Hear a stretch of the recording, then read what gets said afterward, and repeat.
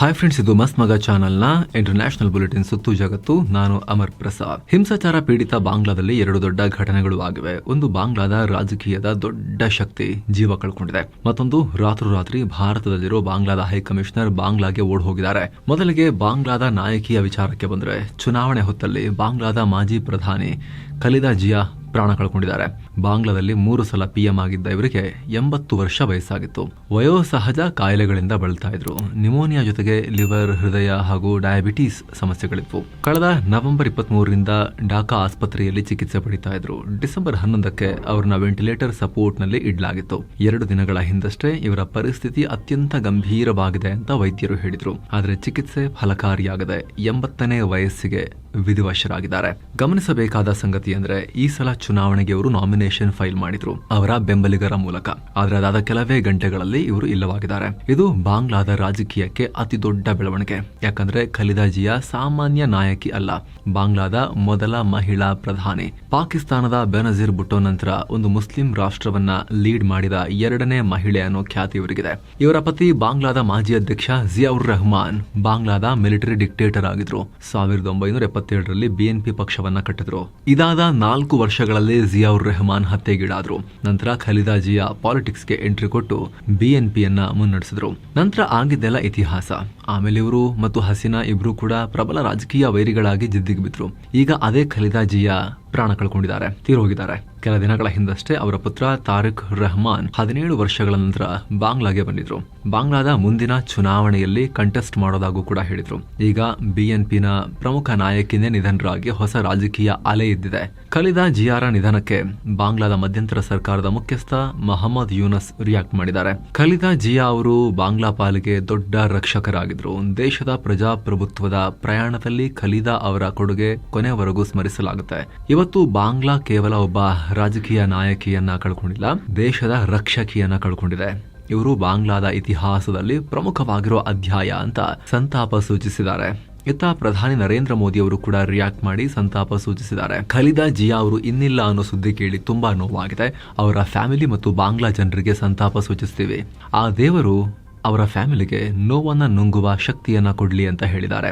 ಏನು, ಭಾರತದಲ್ಲಿರೋ ಶೇಖ್ ಹಸೀನಾ ಕೂಡ ತೀವ್ರ ಸಂತಾಪ ಸೂಚಿಸಿದ್ದಾರೆ. ಖಲೀದಾ ಜಿಯಾ ಅವರು ಬಾಂಗ್ಲಾಗೆ ಅತ್ಯದ್ಭುತ ಕೊಡುಗೆಯನ್ನ ಕೊಟ್ಟಿದ್ದಾರೆ. ಇವರ ನಿಧನದಿಂದ ಬಾಂಗ್ಲಾ ರಾಜಕೀಯಕ್ಕೆ ದೊಡ್ಡ ಲಾಸ್ ಅಂತ ಹೇಳಿದ್ದಾರೆ. ಮತ್ತೊಂದು ಕಡೆ ಪಾಕ್ ಪ್ರಧಾನಮಂತ್ರಿ ಶಹಬಾಜ್ ಶರೀಫ್ ಕೂಡ ರಿಯಾಕ್ಟ್ ಮಾಡಿದ್ದಾರೆ, ಸಂತಾಪ ಸೂಚಿಸಿದ್ದಾರೆ. ಪಾಕಿಸ್ತಾನ ಸರ್ಕಾರ ಇಂಥ ಟೈಮ್ನಲ್ಲಿ ಬಾಂಗ್ಲಾ ಜನರೊಂದಿಗೆ ನಿಲ್ಲುತ್ತೆ ಅಂತ ಹೇಳಿದ್ದಾರೆ. ಖಲೀದಾ ಜಿಯಾ ಪಾಕಿಸ್ತಾನದ ನಿಷ್ಠಾವಂತ ಸ್ನೇಹಿತೆ ಅಂತ ಹೇಳಿಕೆಯನ್ನ ಕೊಟ್ಟಿದ್ದಾರೆ. ಏನು, ಭಾರತ ಬಾಂಗ್ಲಾ ಸಂಬಂಧ ಹಳಸ್ತಿರೋ ಹೊತ್ತಲ್ಲಿ ಭಾರತದಲ್ಲಿರೋ ಬಾಂಗ್ಲಾ ಹೈಕಮಿಷನರ್ ರಿಯಾಜ್ ಹಮೀದುಲ್ಲಾ ಬಾಂಗ್ಲಾಗೆ ಓಡ್ ಹೋಗಿದ್ದಾರೆ.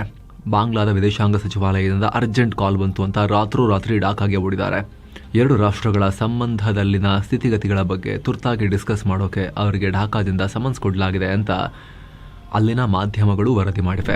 ಇನ್ನು ಬಾಂಗ್ಲಾದ ವಾಯುಪಡೆ ಟರ್ಕಿಯಿಂದ ಮತ್ತಷ್ಟು ಆಯುಧಗಳನ್ನ ಖರೀದಿ ಮಾಡೋಕೆ ಮುಂದಾಗಿದೆ. ಹೆಚ್ಚುವರಿಯಾಗಿ ಟರ್ಕಿಯ ಅಡ್ವಾನ್ಸ್ಡ್ ಜಿರಿಟ್ ಲೇಸರ್ ಗೈಡೆಡ್ ಮಿಸೈಲ್ಗಳನ್ನ ಬೈ ಮಾಡೋಕೆ ಪ್ಲಾನ್ ಹಾಕೊಂಡಿದೆ. ಇದರ ಜೊತೆಗೆ ವಾರ್ ಹೆಡ್ಸ್ ಮತ್ತು ಸಪೋರ್ಟ್ ಎಕ್ವಿಪ್ಮೆಂಟ್ಗಳನ್ನ ಕೂಡ ಖರೀದಿ ಮಾಡುತ್ತೆ ಅಂತ ಬಾಂಗ್ಲಾ ರಕ್ಷಣಾ ಇಲಾಖೆಯನ್ನ ಉಲ್ಲೇಖಿಸಿ ಅಲ್ಲಿನ ಮಾಧ್ಯಮಗಳು ರಿಪೋರ್ಟ್ ಮಾಡಿವೆ. ಈ ಜಿರಿಟ್ ಲೇಸರ್ ಗೈಡೆಡ್ ಮಿಸೈಲ್ ಅನ್ನ ಹೆಲಿಕಾಪ್ಟರ್ ಅಥವಾ ಡ್ರೋನ್ ನಿಂದ ಫೈರ್ ಮಾಡಬಹುದು. ಲೇಸರ್ ಲೈಟ್ ಅನ್ನ ಫಾಲೋ ಮಾಡಿ ಟಾರ್ಗೆಟ್ ಮೇಲೆ ದಾಳಿ ಮಾಡುತ್ತೆ. ನಾರ್ಮಲ್ ರಾಕೆಟ್ ಗಿಂತ ಹೆಚ್ಚು ಅಕ್ಯುರೇಟ್ ಆಗಿರುತ್ತೆ. ದೊಡ್ಡ ಮಿಸೈಲ್ ಗಿಂತ ಹೆಚ್ಚು ಚೀಪ್. ಅಕ್ಯುರಸಿ ಕೂಡ ಚೆನ್ನಾಗಿರೋದ್ರಿಂದ ಸುತ್ತಮುತ್ತಲ ಏರಿಯಾಗಳಿಗೆ ಕಮ್ಮಿ ಡ್ಯಾಮೇಜ್ ಮಾಡುತ್ತೆ. ಅಂದ್ರೆ ಕೊಲಾಟ್ರಲ್ ಡ್ಯಾಮೇಜ್ ಕಮ್ಮಿ, ಕರೆಕ್ಟ್ ಆಗಿ ಟಾರ್ಗೆಟ್ ನ ಹೊಡೆಯುತ್ತೆ. ಅಕ್ಕಪಕ್ಕ ಎಲ್ಲ ಬೇರೆ ಟಾರ್ಗೆಟ್ ಅಲ್ಲದೆ ಇರೋ ಜಾಗಗಳನ್ನೆಲ್ಲ ನಾಶ ಮಾಡಲ್ಲ ಇದು ಅಂತ. ಏನು ಸ್ನೇಹಿತರೆ, ಎಲ್ಲಾ ಮೆಂಬರ್ ಓನ್ಲಿ ವಿಡಿಯೋಸ್ ಅನ್ನ ನೀವು ಕೂಡ ನೋಡೋಕೆ ವಿಡಿಯೋ ಕೆಳಗಿರೋ ಜಾಯಿನ್ ಆಪ್ಷನ್ ಮೂಲಕ ಮಸ್ತ್ ಮಗ ಪ್ರೀಮಿಯಂ ಮೆಂಬರ್ಶಿಪ್ ಕುಟುಂಬವನ್ನ ಸೇರಬಹುದು. ಏನು, ಭಾರತದ ಮೇಕ್ ಇನ್ ಇಂಡಿಯಾ ಮಿಷನ್ಗೆ ದೊಡ್ಡ ಜಯ ಸಿಕ್ಕಿದೆ. ಭಾರತದ ಪಿನಾಕ ಮತ್ತೆ ಹಾರಿದೆ. ಪಿನಾಕ ಲಾಂಗ್ ರೇಂಜ್ ಗೈಡೆಡ್ ರಾಕೆಟ್ನ ಅಂದ್ರೆ LRGR-120ನ ಮೊದಲ ಫ್ಲೈಟ್ ಟೆಸ್ಟ್ ಯಶಸ್ವಿಯಾಗಿ ಆಗಿದೆ. ಒಡಿಶಾದ ಚಾಂದಿಪುರ್ನಲ್ಲಿರೋ ಇಂಟಿಗ್ರೇಟೆಡ್ ಟೆಸ್ಟ್ ರೇಂಜ್ನಲ್ಲಿ DRDO ಈ ಪರೀಕ್ಷೆ ನಡೆಸಿದೆ.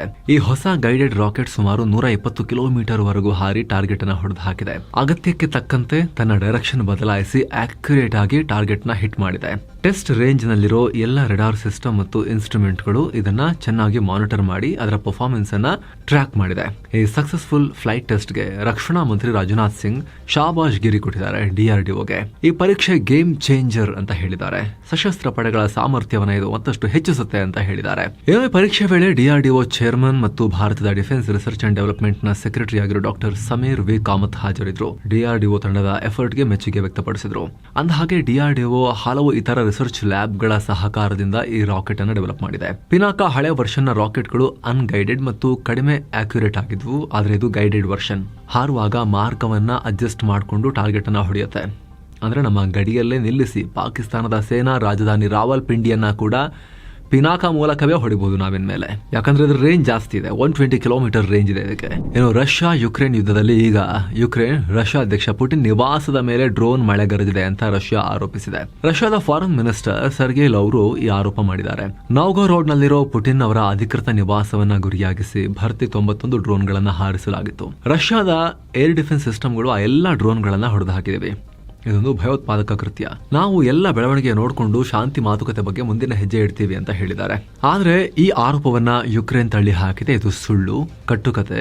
ಕೇವಲ ಸರ್ಕಾರಿ ಕಟ್ಟಡದ ಮೇಲೆ ದಾಳಿ ಮಾಡೋಕೆ, ನೆಪ ಹುಡುಕೋಕೆ ರಷ್ಯಾ ಈ ರೀತಿ ಪುಟಿನ್ ಮೇಲೆ ದಾಳಿ ಆಯಿತು ಅಂತ ಸುಳ್ಳು ಹೇಳ್ತಾ ಇದೆ.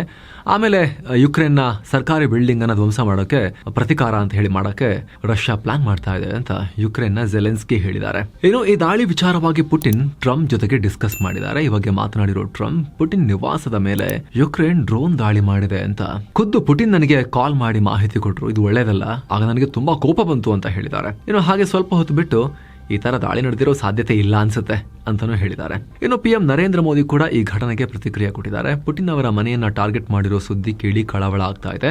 ಯುದ್ಧ ನಿಲ್ಲಿಸೋದಕ್ಕೆ ಶಾಂತಿ ಮಾರ್ಗ ಅಗತ್ಯ, ಅದರ ಕಡೆಗೆ ಫೋಕಸ್ ಮಾಡಬೇಕು. ಈ ತರ ಶಾಂತಿ ಭಂಗಪಡಿಸೋ ಕ್ರಮವನ್ನು ಅವಾಯ್ಡ್ ಮಾಡಬೇಕು ಅಂತ PM ಹೇಳಿದ್ದಾರೆ ಮೋದಿ ಅವರು. ಏನು ಅಮೆರಿಕ ಮತ್ತು ವೆನೆಜುವೆಲಾ ನಡುವಿನ ಉದ್ವಿಗ್ನತೆ ಅಪಾಯಕಾರಿ ಮಟ್ಟಕ್ಕೆ ತಲುಪಿದೆ. ವೆನೆಜುವೆಲಾದ ಒಳಗಡೆ ದಾಳಿ ಮಾಡಿರುವುದಾಗಿ ಅಮೆರಿಕ ಅಧ್ಯಕ್ಷ ಡೊನಾಲ್ಡ್ ಟ್ರಂಪ್ ಅನೌನ್ಸ್ ಮಾಡಿದ್ದಾರೆ. ವೆನೆಜುವೆಲಾದ ಡಾಕ್ ಏರಿಯಾದ ಲೋಡಿಂಗ್ ಫೆಸಿಲಿಟಿಯಲ್ಲಿ ಒಂದು ಬೋಟ್ಗೆ ಮಾದಕ ವಸ್ತುವನ್ನ ಲೋಡ್ ಮಾಡಲಾಗ್ತಾ ಇತ್ತು. ಸೊ ನಾವು ಅಲ್ಲಿದ್ದ ಎಲ್ಲಾ ಬೋಟ್ಗಳ ಮೇಲೆ ದಾಳಿ ಮಾಡಿ ಉಡಾಯಿಸಿದ್ವಿ. ಮೊದಲು ಬೋಟ್ಗಳನ್ನ ಹೊಡೆದು ಹಾಕಿದ್ವಿ, ಆಮೇಲೆ ಫೆಸಿಲಿಟಿ ಮೇಲೆ ದಾಳಿ ಮಾಡಿದ್ವಿ. ಡಾಕ್ ಫೆಸಿಲಿಟಿಗ ಕಂಪ್ಲೀಟ್ ನಾಶವಾಗಿದೆ ಅಂತ ಹೇಳ್ಕೊಂಡಿದ್ದಾರೆ. ಆದ್ರೆ ಅಮೆರಿಕ ಸರ್ಕಾರದ ಯಾವ ಏಜೆನ್ಸಿ ಈ ಕೆಲಸವನ್ನ ಮಾಡಿದೆ ಅನ್ನೋದನ್ನ ಟ್ರಂಪ್ ಹೇಳಿಲ್ಲ. ಕಳೆದ ವಾರ ರೇಡಿಯೋ ಶೋ ಒಂದರಲ್ಲಿ ಮಾತನಾಡುವಾಗ ಟ್ರಂಪ್ ವೆನೆಜುವೆಲಾ ಒಳಗಡೆ ಸೀಕ್ರೆಟ್ ಆಪರೇಷನ್ ನಡೆಸೋ ಬಗ್ಗೆ ಮಾತನಾಡಿದ್ರು. ಆಗ ಈ ಆಪರೇಷನ್ ನಡೆಸೋಕೆ CIA ಅನುಮತಿ ಕೊಡಲಾಗಿದೆ ಅಂತ ಹೇಳಿದ್ರು. ಸೊ ವೆನೆಜುವೆಲಾದ ಒಳಗಿನ ಈ ಕಾರ್ಯಾಚರಣೆ CIA ಏಜೆನ್ಸಿನೇ ಮಾಡಿರೋ ಚಾನ್ಸಸ್ ಇದೆ ಅಂತ ಹೇಳಲಾಗ್ತಿದೆ. ಆದ್ರೆ CIA ಆಗ್ಲಿ ವೈಟ್ ಹೌಸ್, ಪೆಂಟಗನ್ ಈ ಕುರಿತು ಯಾವುದೇ ಕಾಮೆಂಟ್ ಮಾಡಿಲ್ಲ. ಇತ್ತ ವೆನೆಜುವೆಲಾ ಕೂಡ ರಿಯಾಕ್ಟ್ ಮಾಡಿಲ್ಲ. ಇನ್ನೊಂದ್ ಕಡೆ ಪೆಸಿಫಿಕ್ ಸಮುದ್ರದಲ್ಲಿ ಮಾದಕ ವಸ್ತುಗಳ ವಿರುದ್ಧದ ಅಮೆರಿಕ ಸೇನೆಯ ಕಾರ್ಯಾಚರಣೆ ಮುಂದುವರೆದಿದೆ. ನಶಾವಸ್ತು ಸಾಗಿಸ್ತಾ ಇದ್ದ ಬೋಟ್ ಮೇಲೆ ದಾಳಿ ಮಾಡಿದ್ದಾರೆ. ಇದರಲ್ಲಿ 2 ಮೃತಪಟ್ಟಿದ್ದಾರೆ ಅಂತ ಅಮೆರಿಕದ ಸದರ್ನ್ ಕಮಾಂಡ್ ಹೇಳಿದೆ. ಹಾಗೆ ಈ ಕಾರ್ಯಾಚರಣೆ ವೇಳೆ ಅಮೆರಿಕದ ಸೇನಾ ಸಿಬ್ಬಂದಿಗೆ ಯಾವುದೇ ರೀತಿ ಹಾನಿ ಆಗಿಲ್ಲ ಅಂತ ಕೂಡ ಹೇಳಿದ್ದಾರೆ. ಏನೋ ಟ್ರಂಪ್ ಇರಾನ್ಗೂ ಯುದ್ಧದ ಬೆದರಿಕೆ ಹಾಕಿದ್ದಾರೆ. ಇರಾನ್ ಮತ್ತೆ ತನ್ನ ಶಕ್ತಿಯನ್ನ ಹೆಚ್ಚಿಸಿಕೊಳ್ಳೋಕೆ ನೋಡ್ತಾ ಇದೆ. ಅವರು ಪರಮಾಣು ಶಸ್ತ್ರಾಸ್ತ್ರಗಳನ್ನ ತಯಾರಿಸೋಕೆ ಮುಂದಾದ್ರೆ ನಾವು ಅವ್ರನ್ನ ಸುಮ್ಮನೆ ಬಿಡಲ್ಲ, ನಾಶ ಮಾಡ್ತೇವೆ. ಕಳೆದ ಬಾರಿ ನಾನು ಅವರಿಗೆ ಒಂದು ಚಾನ್ಸ್ ಕೊಟ್ಟಿದ್ದೆ, ಆಗ ಅವರು ಡೀಲ್ ಮಾಡ್ಕೋಬೇಕಾಗಿತ್ತು, ಆದ್ರೆ ಅವರು ಹಾಗೆ ಮಾಡಲಿಲ್ಲ. ಇನ್ನು ಮುಂದೆ ನಾವು ಸುಮ್ಮನಿರೋದಿಲ್ಲ ಅಂತ ಹೇಳಿದ್ದಾರೆ. ಇರಾನ್ ಮತ್ತೆ ಬ್ಯಾಲಿಸ್ಟಿಕ್ ಮಿಸೈಲ್ ಪ್ರೋಗ್ರಾಮ್ ಅನ್ನ ಬಿಲ್ಡ್ ಮಾಡೋಕೆ ಪ್ರಯತ್ನ ಪಡ್ತಾ ಇದೆ ಅನ್ನೋ ಸುದ್ದಿ ಹರಿದಾಡಿತು. ಅದರ ಬೆನ್ನಲ್ಲೇ ಟ್ರಂಪ್ ಈ ರೀತಿ ಹೇಳಿದ್ದಾರೆ. ಏನೋ ಇರಾನ್ ಕೂಡ ಟ್ರಂಪ್ಗೆ ತಿರುಗೇಟು ಕೊಟ್ಟಿದೆ. ಯಾರೇ ನಮ್ಮ ಮೇಲೆ ದಾಳಿ ಮಾಡೋಕೆ ಬಂದ್ರೆ ನಾವು ಸುಮ್ಮನಿರಲ್ಲ. ಇರಾನ್ ಮಿಸೈಲ್ ಪ್ರೋಗ್ರಾಮ್ ಡೆವಲಪ್ ಮಾಡೋಕೆ ಯಾರ ಅನುಮತಿ ಬೇಕಾಗಿಲ್ಲ. ನಮ್ಮ ಮೇಲೆ ಯಾರಾದ್ರೂ ದಂಡೆತ್ತಿ ಬಂದ್ರೆ ನಾವು ಅದಕ್ಕೆ ತಕ್ಕ ಪ್ರತಿಕ್ರಿಯೆ ಕೊಡ್ತೀವಿ ಅಂತ ಇರಾನ್ ಹೇಳಿದೆ. ಇರಾನ್ ಕಡೆ ಟ್ರಂಪ್ ಹಮಸ್ಗಳಿಗೆ ವಾರ್ನಿಂಗ್ ಕೊಟ್ಟಿದ್ದಾರೆ. ಹಮಸ್ ಈ ಕೂಡಲೇ ಶಸ್ತ್ರ ತ್ಯಾಗ ಮಾಡಬೇಕು, ಇಲ್ಲದಿದ್ರೆ ನರಕ ತೋರಿಸ್ತೀನಿ ಅನ್ನೋ ಮತ್ತೆ ಎಚ್ಚರಿಕೆ ಕೊಟ್ಟಿದ್ದಾರೆ. ಅವ್ರು ಯಾವಾಗಲೂ ನರಕ ತೋರಿಸ್ತಾನೆ ಇರ್ತಾರೆ. ಫ್ಲೋರಿಡಾದಲ್ಲಿ ಟ್ರಂಪ್ ಇಸ್ರೇಲ್ PM ಬೆಂಜಮಿನ್ ನೆತನ್ಯಾಹುರನ್ನ ಭೇಟಿಯಾದರು. ಈ ವೇಳೆ ಈ ಇಬ್ಬರು ನಾಯಕರು ಗಾಜಾದ ಪ್ರಸ್ತುತ ಬೆಳವಣಿಗೆಗಳ ಬಗ್ಗೆ ಮಹತ್ವದ ಚರ್ಚೆ ಮಾಡಿದ್ರು. ಗಾಜಾದಲ್ಲಿ ಶಾಂತಿ ಸ್ಥಾಪನೆಯಾಗಬೇಕು ಅಂದ್ರೆ ಏನೆಲ್ಲ ಕ್ರಮ ತಗೋಬೇಕು, ಹಾಗೆ ಮಿಡಲ್ ಈಸ್ಟ್ ನಲ್ಲಿನ ಬೆಳವಣಿಗೆಗಳ ಬಗ್ಗೆ ಏನ್ ಮಾಡಬೇಕು ಅಂತ ಡಿಸ್ಕಸ್ ಮಾಡಿದ್ರು. ಈ ವೇಳೆ ಈ ರೀತಿ ವಾರ್ನಿಂಗ್ ಕೊಟ್ಟಿದ್ದಾರೆ. ಏನೋ ನೆತನ್ಯಾಹು ಮಾತನಾಡಿ ಟ್ರಂಪ್ ಇಸ್ರೇಲ್ಗೆ ಮಾತ್ರ ಅಲ್ಲ, ಇಡೀ ಪ್ರಪಂಚದ ಪಾಲಿಗೆ ದೊಡ್ಡ ಅದೃಷ್ಟ ಅಂತ ಫುಲ್ ಮುತ್ತು ಕೊಟ್ಟಿದ್ದಾರೆ ಮಾತಿನಲ್ಲಿ ಟ್ರಂಪ್ಗೆ. ಕೆಲವೊಮ್ಮೆ ನಮ್ಮಿಬ್ಬರ ಐಡಿಯಾಗಳು ಬೇರೆ ಇರಬಹುದು, ಆದರೆ ನಾವಿಬ್ಬರು ಜೊತೆಯಾಗಿ ಕೆಲಸ ಮಾಡಿ ಸಮಸ್ಯೆಗಳನ್ನ ಬಗೆಹರಿಸ್ಕೊಳ್ತೀವಿ ಅಂತ ಹೇಳಿದ್ದಾರೆ. ಹಾಗೆ ಟ್ರಂಪ್ ಅವರ ಸಾಧನೆಗಳಿಗಾಗಿ ಇಸ್ರೇಲ್ ಪ್ರೈಸ್ ಫಾರ್ ಪೀಸ್ ಅನ್ನೋ ಇಸ್ರೇಲ್ನ ಅತ್ಯುನ್ನತ ನಾಗರಿಕ ಪ್ರಶಸ್ತಿಯನ್ನ ಅವ್ರಿಗೆ ಕೊಡೋದ್ರ ಬಗ್ಗೆ ಕೂಡ ಪ್ಲಾನ್ ಮಾಡ್ತಾ ಇದ್ದೀವಿ ಅಂತ ನೆತನ್ಯಾಹು ಘೋಷಿಸಿದ್ದಾರೆ. ಆ ಮೂಲಕ 80 ವರ್ಷಗಳ ಇತಿಹಾಸದಲ್ಲಿದೆ ಫಸ್ಟ್ ಟೈಮ್ ಈ ಪ್ರಶಸ್ತಿಯನ್ನ ಇಸ್ರೇಲ್ ಬೇರೆ ರಾಷ್ಟ್ರದ ವ್ಯಕ್ತಿಗೆ ಕೊಟ್ಟಂತಾಗುತ್ತೆ. ಕೊಟ್ಟಾಗ ಏನೋ ಸೌದಿ ಅರೇಬಿಯಾ ಯೆಮೆನ್ನ ಮುಕಲ್ಲಾ ಬಂದರಿನ ಮೇಲೆ ಏರ್ ಸ್ಟ್ರೈಕ್ ಮಾಡಿದೆ. UAE ಬೆಂಬಲಿತ ಯೆಮೆನ್ನ ಪ್ರತ್ಯೇಕತಾವಾದಿ ಗುಂಪು ಸದರ್ನ್ ಟ್ರಾನ್ಸಿಷನಲ್ ಕೌನ್ಸಿಲ್ ಆಯುಧಗಳನ್ನ ಸಂಗ್ರಹಿಸ್ತಾ ಇದೆ. ಇದರಿಂದ ಈ ಭಾಗದ ಪ್ರಾದೇಶಿಕ ಭದ್ರತೆಗೆ ದೊಡ್ಡ ಅಪಾಯ ಉಂಟಾಗಬಹುದು, ಹೀಗಾಗಿ ದಾಳಿ ಮಾಡಿದ್ದೀವಿ ಅಂತ ಸೌದಿ ಹೇಳಿದೆ. ಆದರೆ ಈ ದಾಳಿಯಲ್ಲಾದ ಹಾನಿ ಬಗ್ಗೆ ಇನ್ನಷ್ಟೇ ಸ್ಪಷ್ಟ ಮಾಹಿತಿ ಸಿಗಬೇಕಾಗಿದೆ. ಈ ದಾಳಿಗೆ UAE ಇಲ್ಲಿವರೆಗೆ ಯಾವುದೇ ಕಾಮೆಂಟ್ ಮಾಡಿಲ್ಲ. ಇತ್ತೀಚೆಗಷ್ಟೇ ಸೌದಿ ಬೆಂಬಲಿತ ನ್ಯಾಷನಲ್ ಶೀಲ್ಡ್ ಫೋರ್ಸ್ ಜೊತೆಗೆ ಹೋರಾಡಿ ಈ STC ಹದ್ರಮೌತ್ ಮತ್ತು ಮಹರಾ ರೀಜನ್ಗಳನ್ನ ತನ್ನ ತೆಕ್ಕೆಗೆ ತಗೊಂಡಿತ್ತು. ಆದರೆ ಈ ಪ್ರದೇಶಗಳಿಂದ ನೀವು ಹಿಂದೆ ಸರಿಬೇಕು ಅಂತ ಸೌದಿ ಅರೇಬಿಯಾ ಎಚ್ಚರಿಕೆ ಕೊಟ್ಟು ಬಳಿಕ ದಾಳಿ ಕೂಡ ಮಾಡಿತ್ತು. ಅದರ ಬೆನ್ನಲ್ಲೇ ಮತ್ತೊಂದು ದಾಳಿಯಾಗಿದೆ. ಭಾರತದಲ್ಲಿ ಅಲ್ಪಸಂಖ್ಯಾತರ ಮೇಲೆ ದಾಳಿ ಆಗ್ತಿದೆ ಅಂತ ಪಾಕ್ ಇತ್ತೀಚೆಗಷ್ಟೇ ಆರೋಪ ಮಾಡಿತ್ತು. ಅದಕ್ಕೆ ಭಾರತ ಪ್ರತಿಕ್ರಿಯೆ ಕೊಟ್ಟಿದೆ. ಫಸ್ಟ್ ನಿಮ್ಮ ದೇಶದಲ್ಲಿ ಏನಾಗ್ತಿದೆ ನೋಡ್ಕೊಳ್ಳಿ ಅಂತ ಎಂದಿನಂತೆ ತಿರುಗೇಟು ಕೊಟ್ಟಿದೆ. ಪಾಕಿಸ್ತಾನದಲ್ಲಿ ಯಾವುದೇ ಅಲ್ಪಸಂಖ್ಯಾತರಿಗೆ ನೆಮ್ಮದಿ ಇಲ್ಲ, ಹಿಂದೂಗಳಿಗೂ ಇಲ್ಲ, ಕ್ರಿಶ್ಚಿಯನ್ಸ್ಗೂ ಇಲ್ಲ, ಸಿಖ್ರಿಗೂ ಇಲ್ಲ, ಬೌದ್ಧರಿಗೂ ಯಾರಿಗೂ ಇಲ್ಲ. ಭಾರತದ ಟೋನ್ ಈ ಸಲ ಏನಿತ್ತು ಅಂತ ಹೇಳಿದ್ರೆ ಪಾಕಿಸ್ತಾನದಲ್ಲಿ ಯಾವ ಅಲ್ಪಸಂಖ್ಯಾತರಿಗೂ ನೆಮ್ಮದಿ ಇಲ್ಲ, ಹಿಂದೂಗಳು ಮಾತ್ರ ಅಲ್ಲ. ಏನೋ ಕಡೆ ಇಸ್ರೇಲ್ನ ಡಿಫೆನ್ಸ್ ಮಿನಿಸ್ಟ್ರಿ ಐರನ್ ಬೀಮ್ ಅನ್ನ ಅಂದ್ರೆ ಲೇಸರ್ ಏರ್ ಡಿಫೆನ್ಸ್ ಸಿಸ್ಟಮ್ ಅನ್ನ ಇಸ್ರೇಲಿ ಸೇನೆಗೆ ಹಸ್ತಾಂತರ ಮಾಡಿದೆ. ಇದು ವಿಶ್ವದಲ್ಲೇ ಫಸ್ಟ್ ಟೈಮ್ ಯೂಸ್ ಮಾಡಲಿರೋ ಹೈ ಪವರ್ ಲೇಸರ್ ಸಿಸ್ಟಮ್. ಶತ್ರುಗಳು ಉಡಾಯಿಸುವ ರಾಕೆಟ್, ಮೋಟಾರ್ ಶೆಲ್ಸ್ ಮತ್ತು ಡ್ರೋನ್ಗಳನ್ನ ಲೇಸರ್ ಕಿರಣಗಳ ಮೂಲಕವೇ ಸುಟ್ಟು ಹಾಕೋ ತಾಕತ್ತನ್ನ ಈ ಐರನ್ ಬೀಮ್ ಸಿಸ್ಟಮ್ ಹೊಂದಿದೆ. ಜೊತೆಗೆ ಈ ಸಿಸ್ಟಮ್ಗೆ ಮಿಸೈಲ್ಗಳ ತರ ಗುಂಡು ಅಥವಾ ಪೇಲೋಡ್ ಸ್ಫೋಟಕ ಅಥವಾ ರಾಕೆಟ್ಸ್ ಖಾಲಿ ಆಗೋ ಭಯನೇ ಇಲ್ಲ. ಕರೆಂಟ್ ಇದ್ರೆ ಸಾಕು, ಎಷ್ಟು ಬೇಕಾದರೂ ಶೂಟ್ ಮಾಡ್ತಾನೆ ಇರಬಹುದು. ಈಗಿರೋ ಐರನ್ ಡೋಮ್ನಲ್ಲಿ ಒಂದು ಮಿಸೈಲ್ ಹೊಡೆಯೋಕೆ ಕೋಟ್ಯಂತರ ರೂಪಾಯಿ ಖರ್ಚಾಗುತ್ತೆ. ಆದರೆ ಈ ಲೇಸರ್ ಸಿಸ್ಟಮ್ ಕೇವಲ ಕರೆಂಟ್ ಚಾರ್ಜ್ ಅಲ್ಲಿ ಎಷ್ಟು ಬೇಕಾದರೂ ಲೇಸರ್ ಬೀಮ್ ಅನ್ನ ಶೂಟ್ ಮಾಡ್ತಾನೆ ಇರುತ್ತೆ. ಹೀಗಾಗಿ ಖರ್ಚು ತುಂಬಾ ಕಮ್ಮಿ, ಕರೆಂಟ್ ಖರ್ಚು ಅಷ್ಟೇ, ಒಂದ್ಸಲ ಎಕ್ವಿಪ್ಮೆಂಟ್ ಖರ್ಚು ಮಾಡೋದು ಅಷ್ಟೇ. ಈ ಸಿಸ್ಟಮ್ಗೆ ಇಸ್ರೇಲ್ ಓರ್ ಎಟಾನ್ ಅಂದರೆ ಏಟನ್ಸ್ ಲೈಟ್ ಅಂತ ಹೆಸರಿಟ್ಟಿದೆ. ಇದು ಕಳೆದ ವರ್ಷ ಯುದ್ಧದಲ್ಲಿ ಹುತಾತ್ಮರಾದ ಕಮಾಂಡರ್ ಏಟನ್ ಆಸ್ಟರ್ ನೆನಪಿಗಾಗಿ ಇಟ್ಟಿರುವ ಹೆಸರು. ಏನೋ ಯಹೂದಿಗಳನ್ನ ಗುರಿಯಾಗಿಸಿ ಆಸ್ಟ್ರೇಲಿಯಾದ ಬಾಂಡೈ ಬೀಚ್ ನಲ್ಲಿ ನಡೆದ ದಾಳಿಗೆ ಸಂಬಂಧಪಟ್ಟಂತೆ ಮಹತ್ವದ ಅಪ್ಡೇಟ್ ಸಿಕ್ಕಿದೆ. ಈ ದಾಳಿ ಮಾಡಿದ ಸಾಜಿದ್ ಅಕ್ರಮ್ ಮತ್ತು ಆತನ ಮಗ ನವೇದ್ ಇವರಿಬ್ಬರು ಯಾವುದೇ ಉಗ್ರ ಸಂಘಟನೆಯೊಂದಿಗೆ ನೇರ ಸಂಪರ್ಕ ಹೊಂದಿರಲಿಲ್ಲ. ಅವರು ಖುದ್ದು ಈ ಕೃತ್ಯವನ್ನು ಎಸಗಿದ್ದಾರೆ ಅಂತ ಆಸ್ಟ್ರೇಲಿಯಾ ಪೊಲೀಸರು ಸ್ಪಷ್ಟಪಡಿಸಿದ್ದಾರೆ. IS ಸಂಘಟನೆ ಪ್ರಭಾವಕ್ಕೆ ಒಳಗಾಗಿ ದಾಳಿ ಮಾಡಿರಬಹುದು ಅನ್ನೋ ಶಂಕೆ ವ್ಯಕ್ತವಾಗಿತ್ತು. ಆದ್ರೆ ಈಗ ಪೊಲೀಸರು ಅದನ್ನ ಅಲ್ಲಗಳೆದಿದ್ದಾರೆ. ಆದ್ರೆ ಆಸ್ಟ್ರೇಲಿಯಾ ಸರ್ಕಾರ ಏನೋ ಒಂಥರ ಇದನ್ನ ಬ್ರಷ್ ಅಪ್ ಮಾಡಿ ತೇಪೆ ಹಚ್ಚೋಕೆ ಪ್ರಯತ್ನ ಪಡ್ತಿರೋ ಕಾಣಿಸ್ತಿದೆ. ಯಾಕಂದ್ರೆ ಈ IS ಹೆಂಗ್ ವರ್ಕ್ ಆಗುತ್ತೆ ಗೊತ್ತಾ, ಇವರೆಲ್ಲರೂ ಕೂಡ ನೇರವಾಗಿ ಒಂಥರ ಸಂಘಟನೆ ತರ ರಿಜಿಸ್ಟರ್ಡ್ ಮೆಂಬರ್ಸ್ ತರ ಇರೋದಿಲ್ಲ. ಇವರೆಲ್ಲ ಲೋನ್ ವೂಲ್ಫ್ ಅಟ್ಯಾಕ್ ಅಂತ ಹೇಳ್ತಾರೆ ಇದಕ್ಕೆ. IS ಒಂಥರ ರಕ್ತ ಬೀಜಾಸುರ ಇದ್ದ ಹಾಗೆ. ಇದು ಇದರಿಂದ ಪ್ರೇರಿತರಾದವರು ಎಲ್ಲ ಕಡೆ ಅವ್ರವ್ರ ಪಾಡಿ ಅವರ ದಾಳಿ. ಶ್ರೀಲಂಕಾದಲ್ಲಿ ಚರ್ಚ್ ಮೇಲೆ ದಾಳಿ ಆಯ್ತಲ್ಲ, ಅವ್ರು ರಿಜಿಸ್ಟರ್ಡ್ ಮೆಂಬರ್ಸ್ ತರ ಏನಾರಿದ್ರು ಅವರು. ಆ ರಿಜಿಸ್ಟ್ರೇಷನ್ ಆ ಥರ ಪ್ರಾಸೆಸ್ ಏನಿಲ್ಲ ಇದರಲ್ಲಿ. ಅವರು ಸಿದ್ಧಾಂತಗಳಿಂದ ಮೋಟಿವೇಟ್ ಆಗಿರ್ತಾರೆ, ರ್ಯಾಡಿಕಲೈಸ್ ಆಗಿರ್ತಾರೆ ಅಷ್ಟೇ. ನಾನು ಈ ಸಂಘಟನೆಯೊಂದಿಗೆ ಇದ್ದೀನಿ ಮೆಂಟಲಿ ಅಂತ ಅವರು ಮೆಂಟಲಿ ಡಿಸೈಡ್ ಮಾಡ್ಕೊಳ್ತಾರೆ. ಅದರ ಸಿದ್ಧಾಂತಕ್ಕೊಳಗಾಗಿ ದಾಳಿಗಳನ್ನ ಮಾಡೋಕೆ ಶುರು ಮಾಡ್ತಾರೆ. ಇವರು ಯಾವುದೇ ನೇರ ಸಂಪರ್ಕ ಹೊಂದಿಲ್ಲ ಅಂತ ಹೇಳಿ ತೇಪೆ ಹಚ್ಚೋಕೆ ಪ್ರಯತ್ನ ಪಟ್ಟಂಗೆ ಕಾಣಿಸ್ತಾ ಇದೆ ಇಲ್ಲಿ ಆಸ್ಟ್ರೇಲಿಯನ್ಸ್. ಆರ್ಥಿಕತೆ ಕುಸಿತಕ್ಕೆ ಒಳಗಾಗಿರೋ ಇರಾನ್ ನಲ್ಲಿ ಬೃಹತ್ ಪ್ರತಿಭಟನೆಗಳಾಗ್ತಿವೆ. ರಿಯಾಲ್ ಅಂದ್ರೆ ಇರಾನ್ ಕರೆನ್ಸಿ ದೊಡ್ಡ ಕುಸಿತ ಕಂಡ ಬೆನ್ನಲ್ಲೇ ಇರಾನ್ನಾದ್ಯಂತ ಪ್ರೊಟೆಸ್ಟ್ಗಳಾಗ್ತಿದೆ. $1 ಅಂದ್ರೆ ಇರಾನ್ ನಲ್ಲಿ 42,000 ರಿಯಾಲ್ ಇದೆ.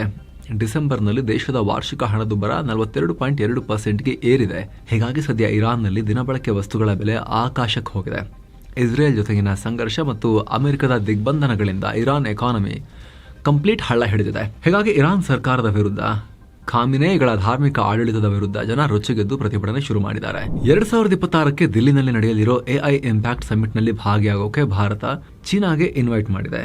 ಇತ್ತೀಚೆಗಷ್ಟೇ ಫ್ರಾನ್ಸ್ನಲ್ಲಿ ನಡೆದ AI ಆಕ್ಷನ್ ಸಮಿಟ್ಗೆ ಚೀನಾ ಪಾಲ್ಗೊಂಡಿತ್ತು. ಅದರಲ್ಲಿ ಭಾರತ ಕೂಡ ಅಧ್ಯಕ್ಷ ರಾಷ್ಟ್ರ ಆಗಿತ್ತು. ಅದರ ಬೆನ್ನಲ್ಲೇ ಭಾರತದಲ್ಲಿ ನಡೆಯೋ ಕಾರ್ಯಕ್ರಮಕ್ಕೂ ಚೀನಾಗೆ ಆಹ್ವಾನ ಕೊಡಲಾಗಿದೆ. ಇತ್ತೀಚಿನ ದಿನಗಳಲ್ಲಿ ಚೀನಾ ಜೊತೆ ಸಂಬಂಧ ಸುಧಾರಿಸುತ್ತಿರೋ ಟೈಮ್ನಲ್ಲಿ ಇದು ಕೂಡ ಒಂದು ಗಮನ ಕೊಡಬೇಕಾಗಿರೋ ವಿಚಾರ.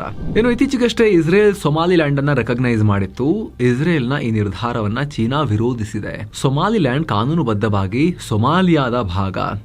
ಇದರ ಸ್ಟೇಟಸ್ ಅನ್ನ ಸೊಮಾಲಿ ಜನರು ಮತ್ತು ಅಲ್ಲಿನ ಸರ್ಕಾರ ಡಿಸೈಡ್ ಮಾಡಬೇಕೇ ಹೊರತು ಇನ್ನೊಂದು ರಾಷ್ಟ್ರ ಅಲ್ಲ. ಚೀನಾ ಯಾವತ್ತೂ ಸೊಮಾಲಿಯಾದ ಸಾರ್ವಭೌಮತ್ವ, ಏಕತೆ ಮತ್ತು ಪ್ರಾದೇಶಿಕ ಸಮಗ್ರತೆಯನ್ನ ಸಪೋರ್ಟ್ ಮಾಡುತ್ತೆ. ಈ ವಿಚಾರದಲ್ಲಿ ವಿದೇಶಿ ಹಸ್ತಕ್ಷೇಪ ಸರಿ ಅಲ್ಲ ಅಂತ ಚೀನಾದ ವಿದೇಶಾಂಗ ಸಚಿವಾಲಯದ ವಕ್ತಾರ ಲಿನ್ ಜಿಯಾನ್ ಹೇಳಿದ್ದಾರೆ. ಸೊ ಫ್ರೆಂಡ್ಸ್, ಇದಾಗಿತ್ತು ಇವತ್ತಿನ ಜಗತ್ತಿನ ಸುತ್ತಾಟ. Thank you so much. ಆಗ್ಲೇ ಹೇಳಿದ ಮಸ್ತ್ ಮಗ ಪ್ರೀಮಿಯಂ ಮೆಂಬರ್ಶಿಪ್ ಕುಟುಂಬವನ್ನ ನೀವು ಕೂಡ ಸೇರ್ಬೋದು ವಿಡಿಯೋ ಕೆಳಗಿರೋ ಜಾಯಿನ್ ಬಟನ್ ಮೂಲಕ, ಆಸಕ್ತರು. ಆಮೇಲೆ ಎಲ್ಲ ಮೆಂಬರ್ ಓನ್ಲಿ ವಿಡಿಯೋಸ್ ಅನ್ನ ನೀವು ಕೂಡ ನೋಡೋಕೆ ಶುರು ಮಾಡಬಹುದು. ಥ್ಯಾಂಕ್ ಯು ಸೋ ಮಚ್ ಸ್ನೇಹಿತರೆ. ಮತ್ತೆ ಭೇಟಿ ಆಗ್ತಿರೋಣ. ನಮಸ್ತೆ.